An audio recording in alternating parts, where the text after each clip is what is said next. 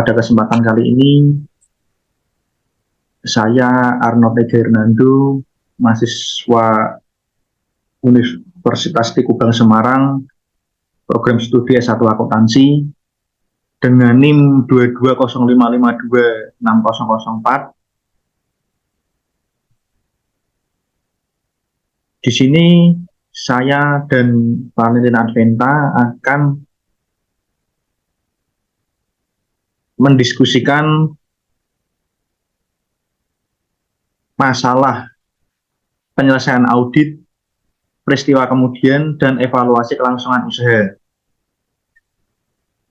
Materi yang kelompok kami ambil berasal dari buku Modern Auditing karya Boyton and Johnson jilid 2 edisi ke-7, dan juga mengambil dari standar audit 560, 560, 570, dan 580. Tujuan kelompok kami melakukan presentasi pada kali ini yaitu untuk melaksanakan penilaian ujian akhir semester mata kuliah pengauditan 2 yang diampu oleh Bapak Arif Himawan.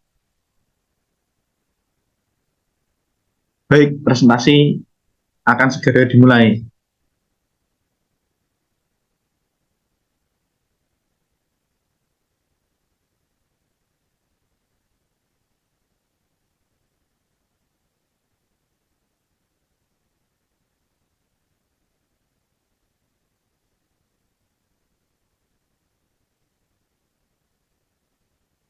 Yang pertama akan saya mulai terlebih dahulu.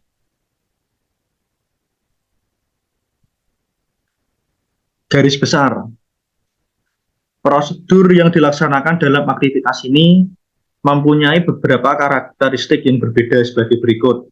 Yang pertama,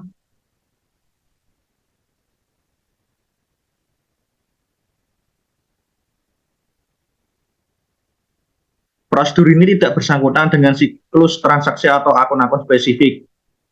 Yang kedua, prosedur ini dilaksanakan setelah tanggal neraca.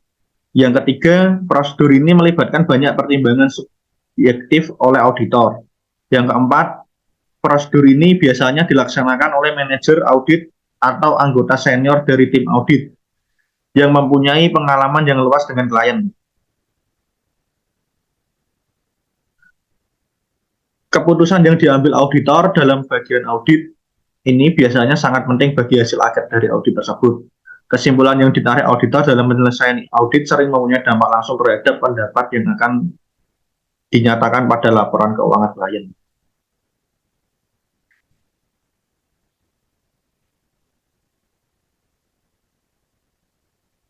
Dalam menyelesaikan audit, auditor seringkali menghadapi kendala waktu yang ketat, terutama ketika klien berusaha mendapatkan tanggal yang paling cepat untuk penerbitan laporan audit. Auditor harus memanfaatkan waktu untuk membuat pertimbangan profesional yang baik dan menyatakan pendapat yang tepat dalam situasi bersangkutan.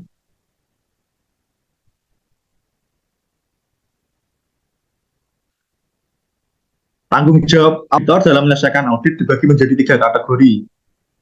Yang pertama, menyelesaikan pekerjaan lapangan. Yang kedua, mengevaluasi temuan. Dan yang ketiga, berkomunikasi dengan klien.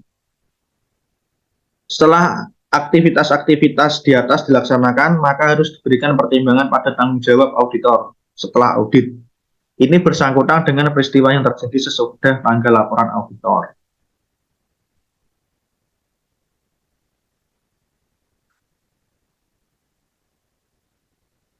Pekerjaan lapangan. Dalam menyelesaikan pekerjaan lapangan, auditor melaksanakan prosedur audit spesifik untuk mendapatkan bukti audit tambahan.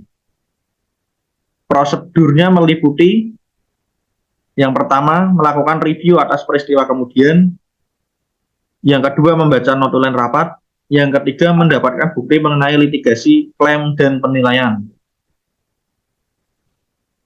Yang keempat, mendapatkan surat representasi klien. Dan yang kelima, melaksanakan prosedur analitis. Melakukan review atas peristiwa kemudian. Tanggung jawab auditor untuk menilai kewajaran laporan keuangan klien tidak terbatas pada pemeriksaan atas peristiwa dan transaksi yang terjadi hingga tanggal neraca. Laporan keuangan mungkin dipengaruhi oleh peristiwa tertentu yang telah terjadi setelah tanggal laporan keuangan.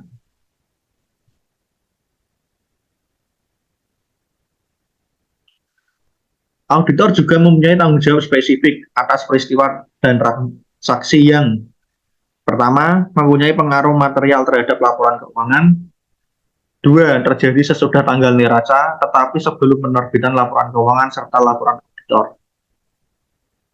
Peristiwa-peristiwa ini dikenal sebagai peristiwa kemudian atau subsequent events.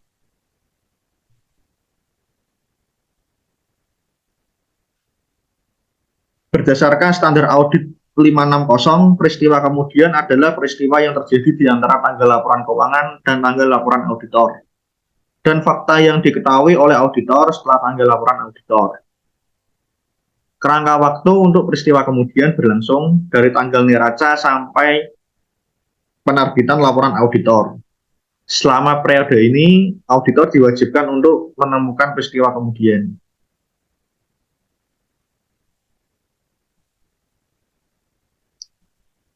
Beberapa contoh definisi umum. Yang pertama, tanggal laporan keuangan, yaitu tanggal akhir dari periode terakhir yang dicakup oleh laporan keuangan. Yang kedua, tanggal pengesahan laporan keuangan, yaitu tanggal yang pada saat itu semua laporan yang membentuk laporan keuangan telah disusun dan pihak yang berwenang telah menyatakan bertanggung jawab atas laporan keuangan tersebut.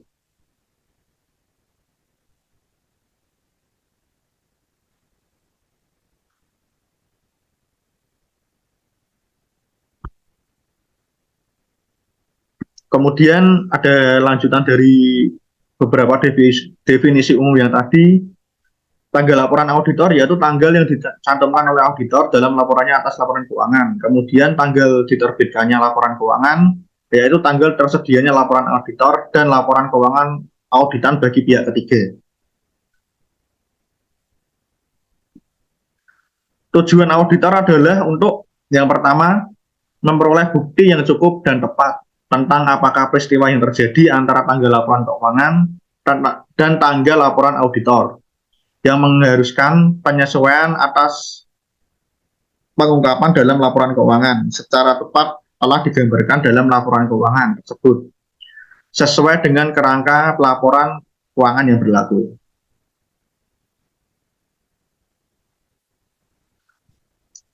Tujuan auditor yang kedua yaitu merespon secara tepat fakta yang diketahui oleh auditor setelah tanggal laporan auditor, yang mana jika diketahui oleh auditor pada tanggal tersebut, kemungkinan menyebabkan auditor mengubah laporan auditnya.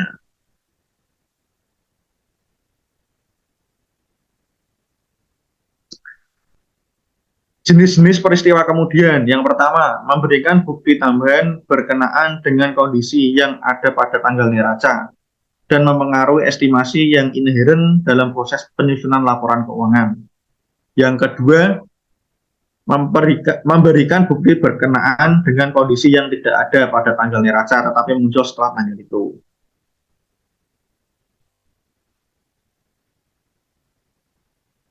Peristiwa jenis 1 memerlukan penyesuaian atas laporan keuangan serta mempengaruhi kewajaran penyajian laporan keuangan. Contohnya, yang pertama, estimasi biaya garansi dan biaya hadiah. Yang kedua, estimasi biaya denda perkara pengadilan. Dan yang ketiga, estimasi penghapusan piutang.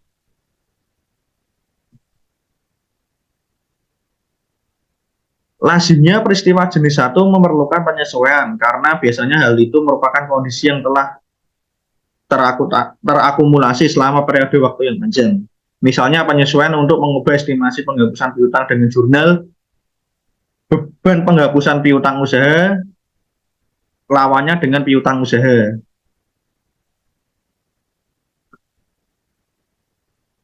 Sedangkan peristiwa jenis kedua memerlukan pengungkapan dalam laporan atau dalam kasus yang sangat material, menyertakan data performa pada laporan keuangan. Contohnya, kebijakan pengembangan bisnis, kebijakan penggantian produk, kebijakan penutupan cabang, Dan yang terakhir bencana alam.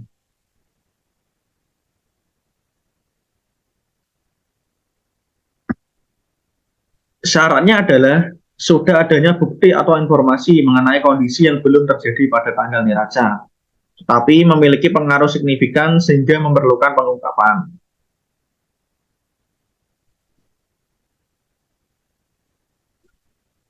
Auditor harus mengidentifikasi dan mengevaluasi peristiwa kemudian sampai tanggal laporan auditor, yang biasanya merupakan akhir dari pekerjaan lapangan. Tanggung jawab ini dapat dilaksanakan dalam dua cara. Cara yang pertama yaitu dengan mewaspadai peristiwa kemudian dalam melaksanakan pengujian substantif akhir tahun seperti pengajuan pisah batas dan mencari kewajiban yang belum tercatat. Cara yang kedua yaitu dengan melaksanakan prosedur audit yang ditetapkan dalam SA 560 atau mendekati akhir pekerjaan lapangan. Prosedur yang dimaksud yaitu yang pertama membaca laporan keuangan interim terakhir yang tersedia serta membandingkannya dengan laporan yang sedang dilaporkan dan melakukan perbandingan lainnya yang sesuai dengan situasi itu. Tetapi biasanya kalau laporan keuangan interim itu tergantung dari kliennya. Biasanya dari klien tuh ada yang meminta untuk di audit interim atau ada yang langsung minta audit langsung 1 tahun dalam 1 tahun dari bulan Januari sampai bulan Desember. Tetapi ada juga yang modelnya itu triwulan setiap 3 bulan sekali. Tapi itu biasanya dari perusahaan yang udah go public atau TBK.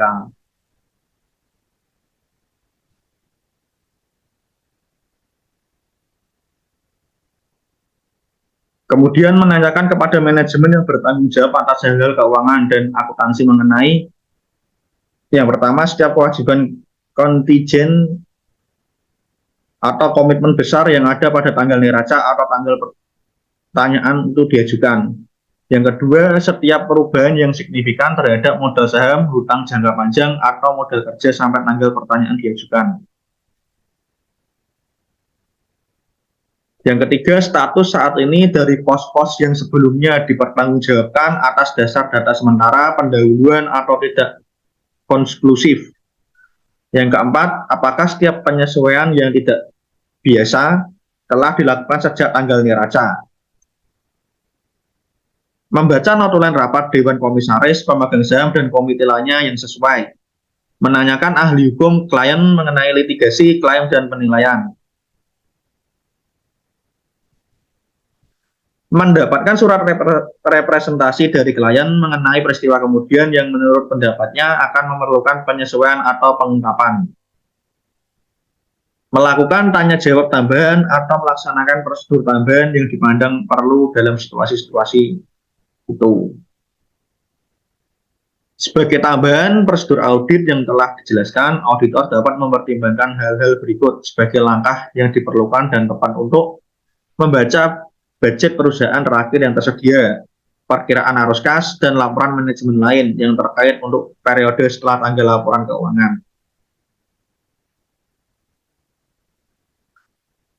Meminta keterangan atau memperluas permintaan keterangan sebelumnya yang dilakukan secara tertulis maupun lisan kepada penasihat hukum, entitas tentang proses litigasi dan klaim. Mempertimbangkan apakah representasi tertulis yang mencakup peristiwa kemudian tertentu mungkin diperlukan untuk mendukung bukti audit yang lain, dan dengan demikian dapat diperoleh bukti audit yang tepat.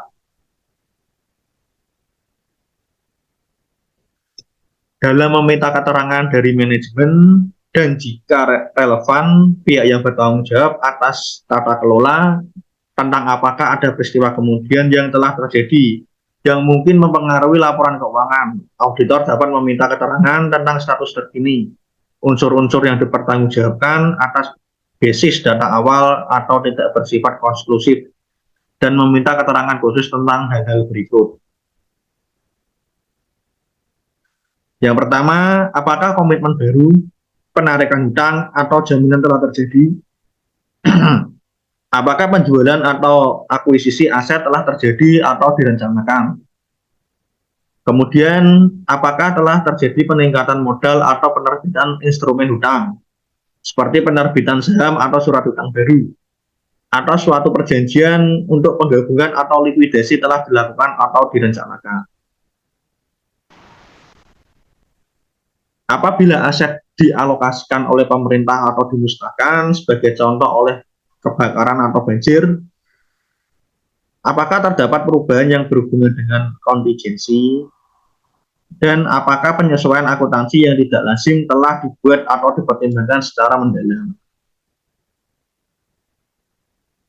Apabila suatu peristiwa telah terjadi atau mungkin akan terjadi yang akan menimbulkan pertanyaan tentang ketepatan kebijakan akuntansi yang digunakan dalam laporan keuangan. Dalam kasus sebagai contoh, jika peristiwa-peristiwa tersebut menimbulkan pertanyaan tentang validitas atas asumsi kelangsungan hidup perusahaan. Apakah ada peristiwa yang telah terjadi yang relevan untuk pengukuran estimasi atau provisi yang dibuat dalam laporan keuangan? Apakah ada peristiwa yang telah terjadi yang relevan untuk pemulihan kembali aset?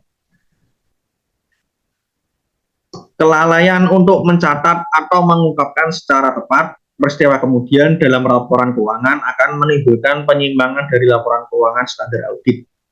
Tergantung pada materialitas, auditor harus menyatakan baik pendapat wajar dengan pengecualian ataupun pendapat tidak wajar karena laporan keuangan tidak disajikan secara wajar, sesuai dengan prinsip-prinsip akuntansi yang berlaku umum.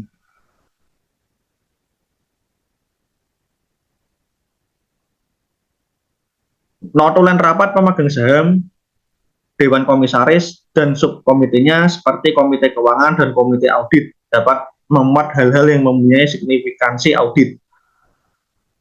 Auditor harus menentukan bahwa semua notulen rapat Dewan yang diadakan selama periode yang sedang diaudit dan selama periode tanggal neraca sampai akhir pekerjaan lapangan harus diserahkan dan direview atau ditelaah.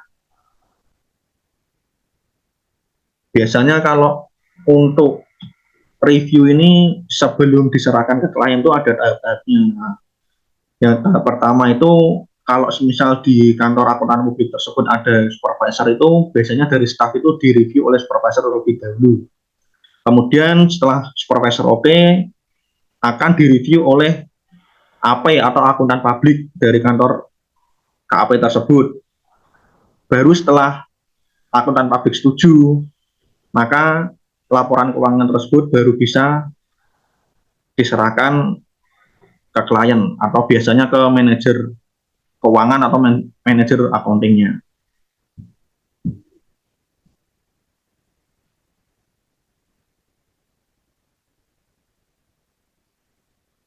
Pembacaan notulen rapat biasanya dilakukan segera setelah hal itu tersedia guna memberikan auditor kesempatan maksimum untuk menilai signifikasi auditnya. Pembacaan notulen rapat oleh auditor harus didokumentasikan dalam kertas kerja atau worksheet.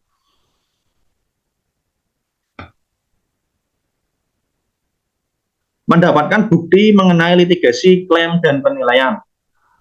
Auditor harus mendapatkan bukti-bukti tentang yang pertama, eksistensi kondisi, situasi, atau serangkaian situasi yang menunjukkan ketidakpastian mengenai kemungkinan terjadinya kerugian pada suatu entitas dari litigasi, klaim, dan penilaian atau LCA. Kedua, periode di mana penyebab yang mendasari tindakan hukum terjadi.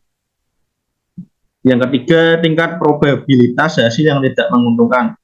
Yang keempat, jumlah atau rentang kerugian yang potensial. Karena biasanya LCA berada dalam pengetahuan langsung manajemen, maka manajemen merupakan sumber utama informasi tentang hal-hal tersebut. Dengan demikian, auditor harus yang pertama melakukan tanya jawab dan diskusi, mendapatkan uraian dan evaluasi atas LCA.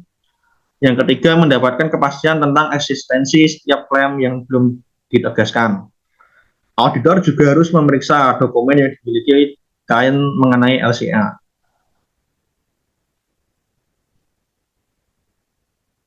Harus diakui bahwa biasanya auditor tidak memiliki keahlian hukum yang mencukupi untuk membuat pertimbangan yang jelas mengenai LCA.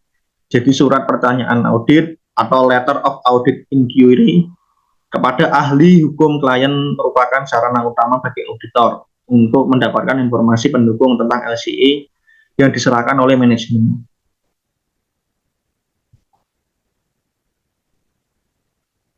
Jawaban ahli hukum mungkin tidak mempunyai pengaruh terhadap laporan auditor. Namun, dalam beberapa kasus, jawaban ahli hukum dapat menunjukkan ketidakpastian yang signifikan mengenai kemungkinan hasil yang tidak menguntungkan dari LCA atau jumlah atau rentang kerugian yang potensial. Penolakan seorang ahli hukum untuk menjawab surat pertanyaan audit merupakan pembatasan atas ruang lingkup audit. Auditor juga dapat memperoleh bantuan tentang LCA dari Departemen Hukum Klien.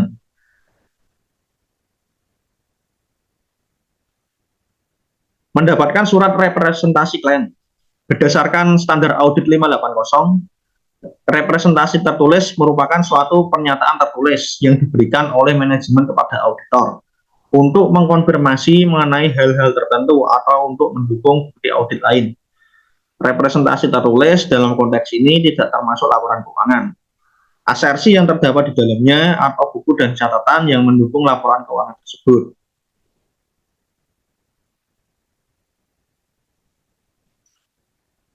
Auditor diwajibkan untuk mendapatkan representasi tertulis tertentu dari manajemen dalam memenuhi standar ketiga pekerjaan lapangan.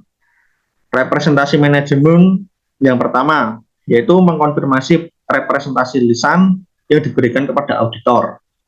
Yang kedua, mendokumentasikan kelayakan yang berkelanjutan dari representasi tersebut. Yang ketiga, mengurangi kemungkinan kesalahpahaman mengenai representasi manajemen. Surat representasi harus mencakup representasi mengenai yang pertama laporan keuangan, yang kedua kelengkapan informasi, yang ketiga pengakuan, pengukuran, dan pengungkapan, dan yang keempat peristiwa kemudian.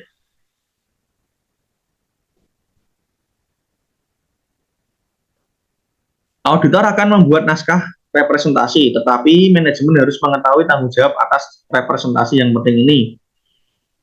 Dengan membahas hal-hal tersebut bersama auditor dan menandatangani surat itu. Apabila auditor menerima surat representasi dan ia mampu mendukung representasi manajemen, maka suatu laporan audit standar dapat dikeluarkan.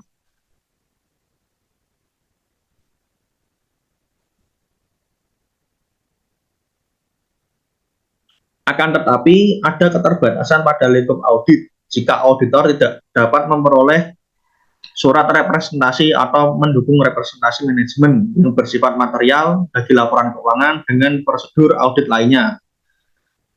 Penolakan manajemen untuk memberikan representasi tertulis mungkin cukup menurut pertimbangan auditor untuk membuat auditor menarik diri dari penugasan.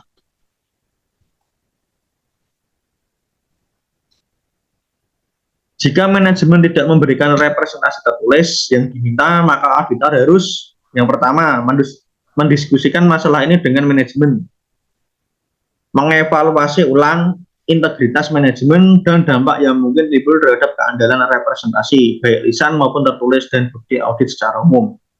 Mengambil langkah yang tepat, termasuk menentukan dampak yang mungkin timbul terhadap opini dalam laporan auditor.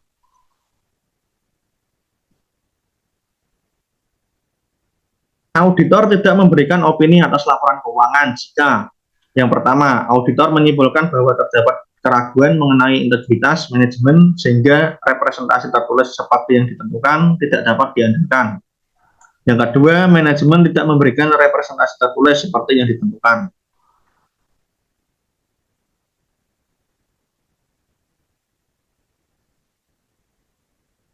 Untuk slide selanjutnya akan dilanjutkan oleh teman saya, yaitu Valentina Adventa. Terima kasih.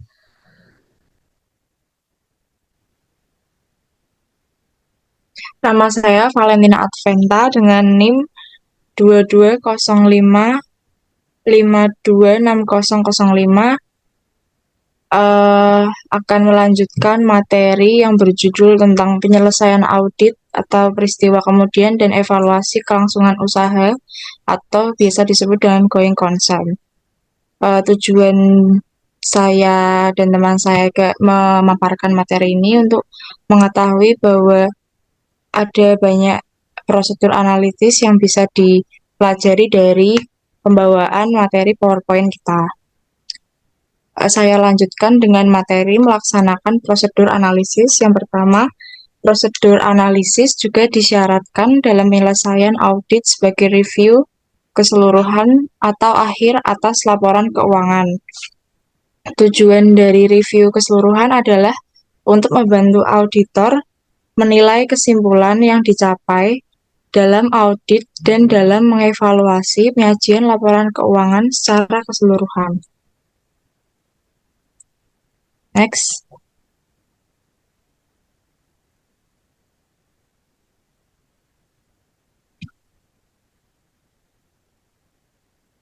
Lalu dalam melakukan review keseluruhan, auditor membaca laporan keuangan dan catatan yang menyertainya serta mempertimbangkan kelayakan bukti yang diperoleh dalam menanggapi saldo dan hubungan yang tidak biasa serta tidak terduga yang diantisipasi dalam perencanaan audit atau diidentifikasi selama audit dalam pengujian substantif.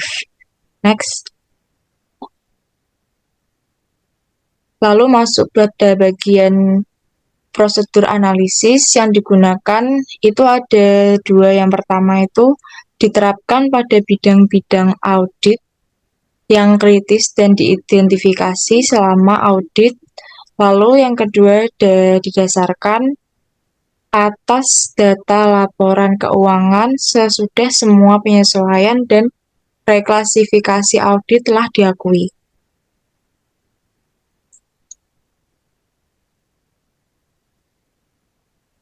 Lalu di suatu review keseluruhan biasanya akan membandingkan kinerja keuangan entitas yang dilaporkan dengan sasaran strategisnya.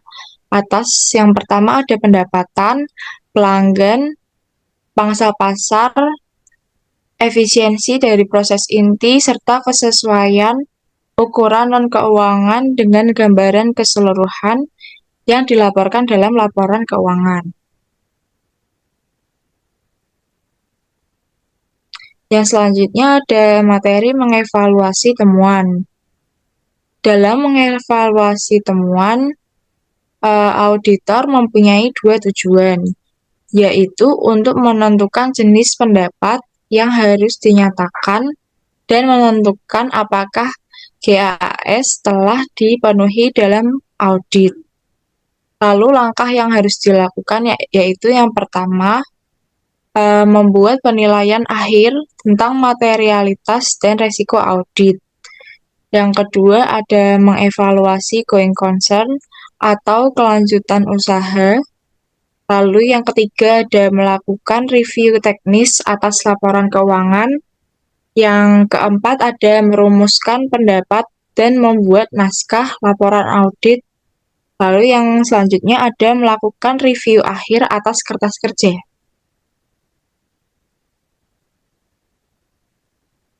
Ada penilaian akhir atas materialitas dan resiko audit, yaitu prasyarat yang esensial dalam memutuskan suatu pendapat yang akan dikeluarkan adalah penilaian akhir atas materialitas dan resiko audit. Lalu titik tolaknya untuk melakukan proses ini adalah menjumlahkan salah saji yang ditemukan ketika memeriksa semua akun yang belum dikoreksi oleh klien.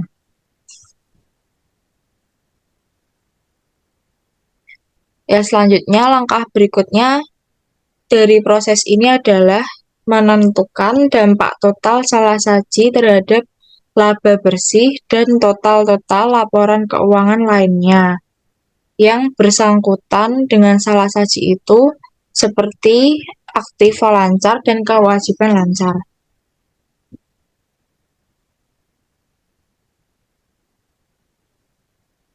Lalu penentuan auditor atas salah saji dalam suatu akun dapat mencakup komponen berikut. Jadi yang pertama ditentukan oleh salah saji yang belum dikoreksi, yang secara spesifik diidentifikasi melalui pengujian substantif atas rincian transaksi dan saldo. Biasanya dikenal sebagai salah saji yang diketahui. Lalu penentuan auditor yang kedua, proyeksi salah saji yang belum dikoreksi yang diestimasi melalui teknik sampling audit.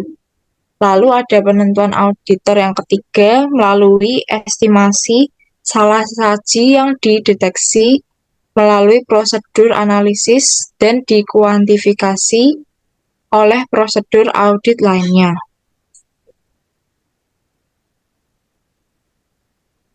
Semua komponen-komponen ini yang terdapat pada suatu akun dikenal sebagai salah saji yang mungkin atau biasa disebut dengan likely misstatement. Sementara jumlah salah saji yang mungkin dalam semua akun disebut sebagai salah saji agregat yang mungkin atau biasa disebut aggregate likely misstatement. Lalu data yang telah diakumulasi kemudian akan dibandingkan dengan pertimbangan pendahuluan auditor mengenai materialitas yang dibuat ketika sedang merencanakan kegiatan audit.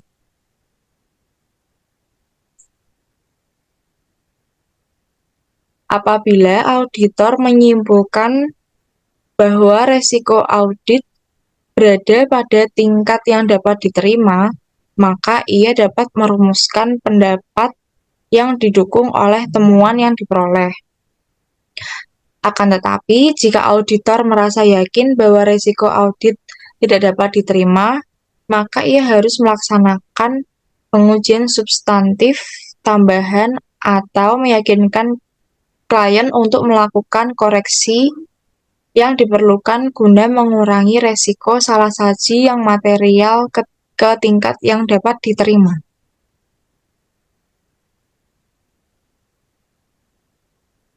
Yang selanjutnya ada mengevaluasi kelanjutan usaha.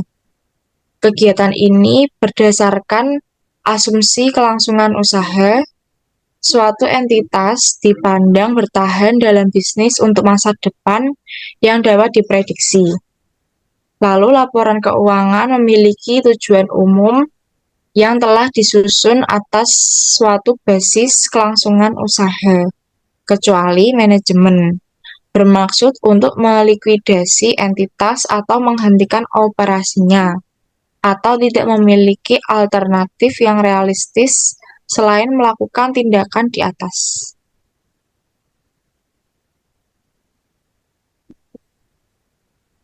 Di dalam laporan keuangan juga memiliki tujuan khusus yang dapat atau belum tentu disusun sesuai dengan suatu kerangka pelaporan keuangan yang relevan dengan basis kelangsungan usaha. Ketika penggunaan asumsi kelangsungan usaha tidak tepat, aset dan liabilitas dicatat atas dasar entitas akan mampu untuk merealisasikan asetnya dan melunasi liabilitasnya dalam kegiatan normal bisnisnya.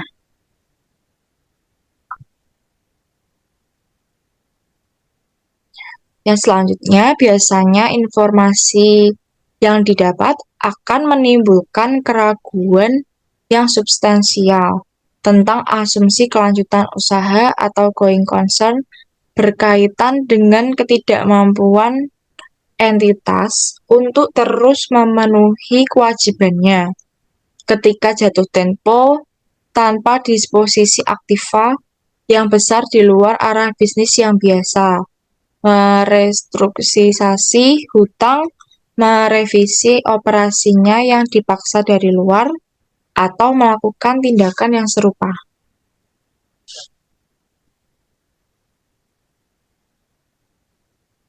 Yang selanjutnya adalah penilaian manajemen atas kemampuan entitas untuk mempertahankan kelangsungan usahanya melibatkan suatu pertimbangan pada waktu tertentu tentang hasil peristiwa atau kondisi masa depan yang tidak pasti secara inheren.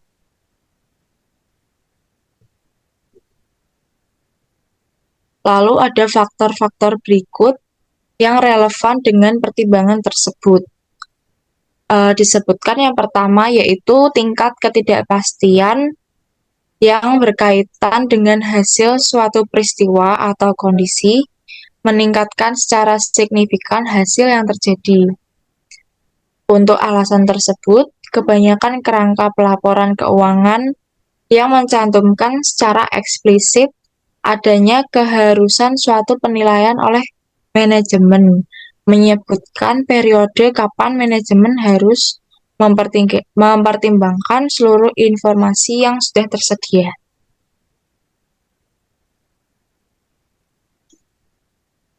Lalu yang selanjutnya ada ukuran dan kompleksitas entitas, sifat dan kondisi bisnisnya, serta tingkat keterpengaruhannya oleh faktor eksternal, mempengaruhi pertimbangan tentang hasil peristiwa atau kondisi.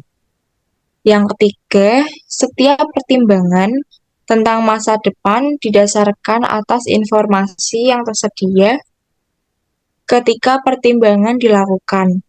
Peristiwa setelah tanggal pelaporan dapat menghasilkan keluaran yang tidak konsisten dengan pertimbangan yang wajar ketika pertimbangan tersebut dilakukan.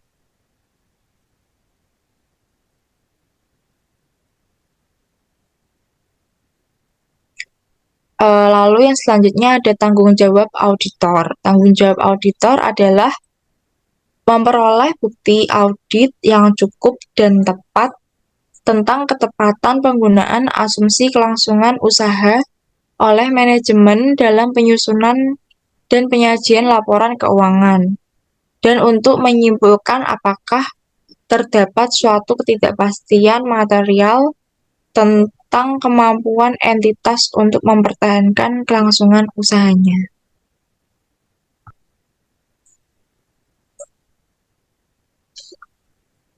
Tanggung jawab ini bahkan ada ketika kerangka pelaporan keuangan tidak mencantumkan secara eksplisit adanya keharusan bagi manajemen untuk membuat suatu penilaian spesifik atas kemampuan entitas dalam mempertahankan kelangsungan usahanya.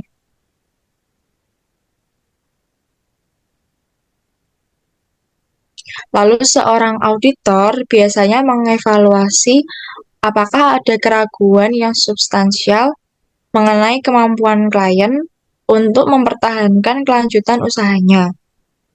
Berdasarkan hasil-hasil dari prosedur audit normal yang dilaksanakan dalam perencanaan, pengumpulan bukti untuk mendukung berbagai tujuan audit, dan penyelesaian audit.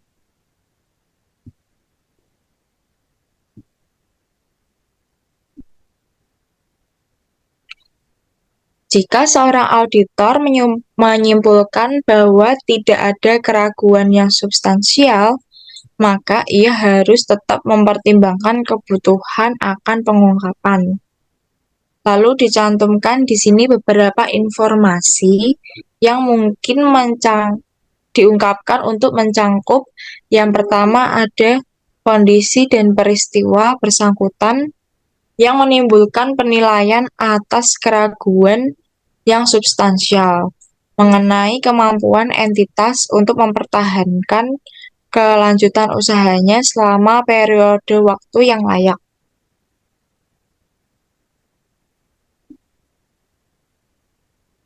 Yang kedua ada kemungkinan pengaruh kondisi dan peristiwa tersebut. Yang ketiga ada evaluasi manajemen atas signifikansi dari kondisi-kondisi dan peristiwa itu, serta setiap faktor yang dapat mengurangi. Lalu yang selanjutnya, kemungkinan penghentian operasi. Yang kelima ada rencana manajemen. Lalu yang keenam ada informasi tentang pemulihan atau klasifikasi jumlah aktiva yang tercatat atau jumlah atau klasifikasi kewajiban.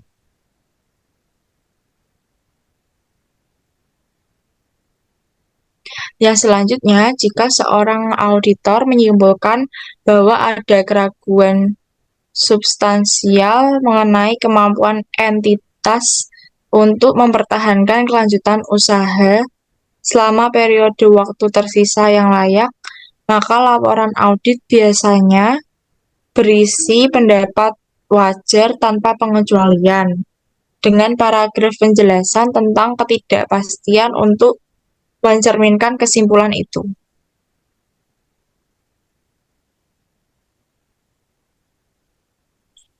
Yang selanjutnya, di bawah ini disajikan contoh-contoh peristiwa atau kondisi yang baik secara individual maupun secara kolektif dapat menyebabkan keraguan signifikan tentang asumsi kelangsungan usaha, yaitu waktu di bagian keuangan itu dibahas tentang yang pertama ada posisi liabilitas bersih atau liabilitas lancar bersih. Lalu di bagian keuangan yang kedua ada pinjaman dengan waktu pengembalian tetap mendekati jatuh temponya tanpa prospek yang realistis atau pembaruan atau pelunasan, atau pengandalan yang berlebihan pada pinjaman jangka pendek untuk mendanai aset jangka panjang.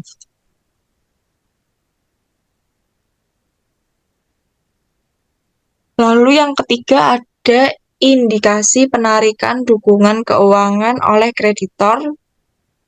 Yang keempat ada arus kas operasi yang negatif yang diindikasikan oleh laporan keuangan historis atau prospektif. Yang kelima itu ada rasio keuangan utama yang buruk, kerugian operasi yang substansial atau penurunan signifikan dalam nilai aset yang digunakan untuk menghasilkan arus kas. Lalu yang selanjutnya ada dividen yang sudah lama terutang atau yang tidak berkelanjutan.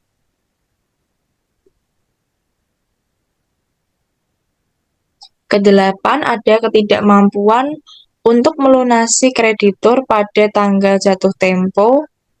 Yang kesembilan ada ketidakmampuan untuk mematuhi persyaratan perjanjian pinjaman. Yang ke-10 ada perubahan transaksi dengan pemasok, yaitu dari transaksi kredit menjadi transaksi tunai ketika pengiriman. Yang ke-11 ada ketidakmampuan untuk memperoleh pendanaan untuk pengembangan produk baru yang esensial atau investasi esensial lainnya.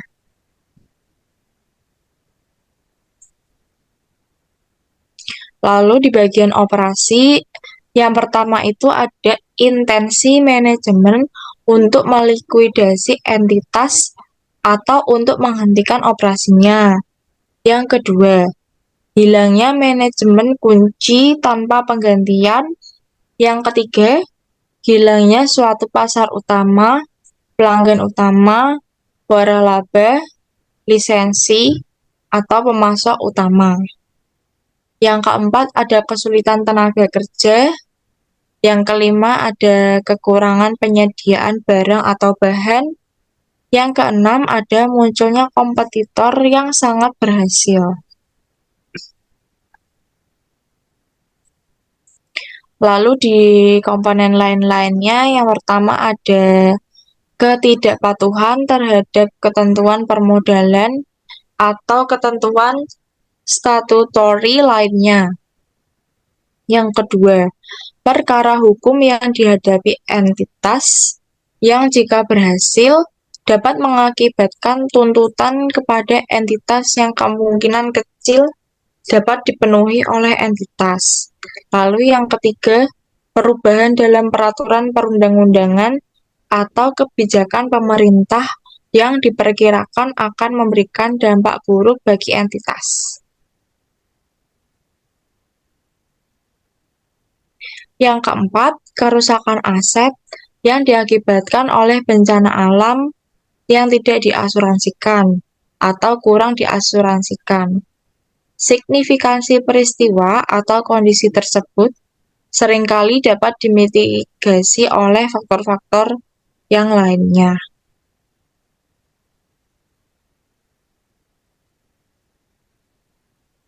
Yang selanjutnya, jika seorang auditor menyimpulkan bahwa pengungkapan entitas mengenai kemampuan entitas itu untuk mempertahankan kelanjutan usaha tidak memadai, maka ada penyimpangan dari prinsip-prinsip akuntansi yang berlaku umum. Dapat mengakibatkan pendapat wajar dengan pengecualian atau penolakan memberikan pendapat.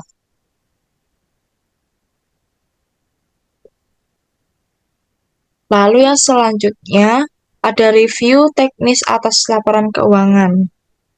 Banyak KAP mempunyai daftar periksa laporan keuangan terinci yang diselesaikan oleh auditor yang melaksanakan review awal atas laporan keuangan yang bersangkutan.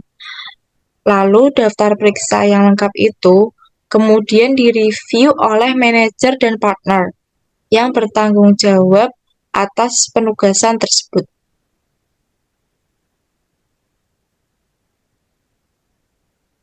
Sebelum mengeluarkan laporan audit atas klien yang merupakan perusahaan terbuka, review teknis juga harus dilakukan atas laporan keuangan itu oleh partner yang bukan anggota tim audit. Daftar periksa yang lengkap dan temuan dari para pereview harus tercantum dalam kertas kerja.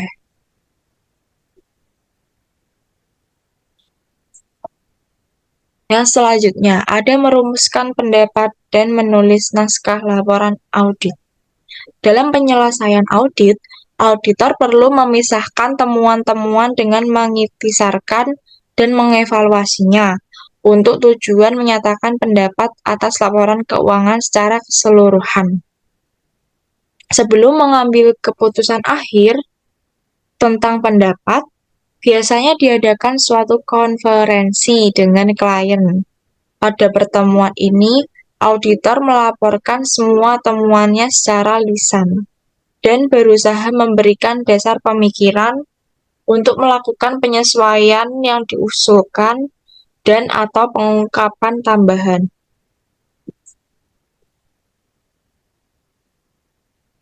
Yang pada akhirnya, beberapa kesepakatan umumnya dapat dicapai tentang perubahan yang harus dilakukan dan auditor dapat meneruskan dengan mengeluarkan pendapat wajar tanpa pengecualian. Apabila kesepakatan tersebut tidak dapat dicapai, maka auditor mungkin akan mengeluarkan jenis pendapat lainnya. Penyampaian pendapat auditor dapat dilakukan melalui suatu laporan audit.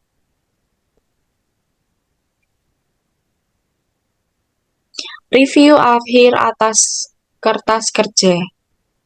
Review ini dilakukan untuk mengevaluasi pekerjaan yang dilakukan, bukti yang diperoleh, dan kesimpulan yang dibuat oleh penyusun kertas kerja.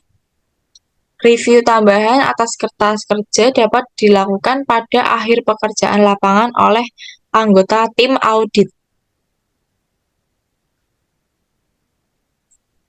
Review yang dilakukan partner atas kertas kerja dirancang untuk mendapatkan kepastian bahwa yang pertama, pekerjaan yang dilakukan oleh bawahan adalah akurat dan lengkap.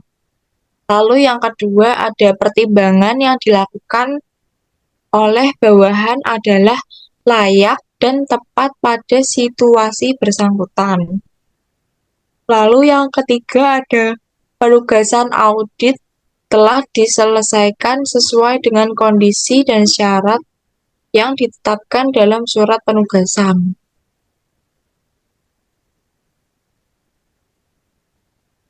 Lalu yang selanjutnya, semua pertanyaan tentang akuntansi, auditing, dan pelaporan signifikan yang timbul selama audit telah diselesaikan dengan tepat. Yang selanjutnya, kertas kerja mendukung pendapat auditor, lalu GAAS dan kebijakan serta prosedur pengendalian mutu kantor akuntan telah dipenuhi. Dalam daftar periksa terinci yang mencangkup hal-hal di atas biasanya digunakan dalam melaksanakan review kertas kerja.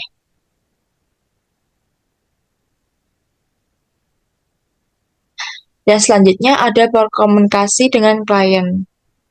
Yang pertama yaitu mengkomunikasikan hal-hal tentang struktur pengendalian internal. Yang kedua, mengkomunikasikan hal-hal yang bersangkutan dengan pelaksanaan audit. Yang ketiga, ada menyiapkan surat manajemen.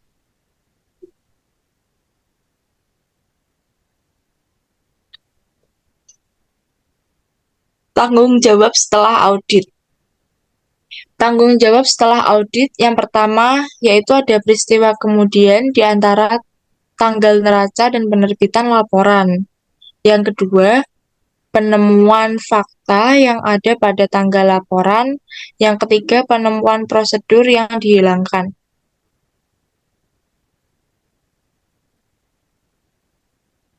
Nah, sekian presentasi dari kelompok kami, dari teman saya Ega dan dari saya sendiri tentang materi penyelesaian audit, peristiwa kemudian, dan evaluasi kelangsungan usaha atau going concern. Dalam presentasi kali ini, semoga presentasi yang kami berdua bawakan dapat bermanfaat bagi pembelajaran khususnya dalam mata kuliah pengauditan 2. Jadi materi ini bisa berdampak baik khususnya untuk mahasiswa dan dijadikan dasar ilmu untuk mungkin bisa jadi pembelajaran atau materi yang nantinya akan dibawakan. Mungkin Mas Ega ada tambahan? Sudah cukup. Baik, sekian dan terima kasih. Sekian dan terima kasih.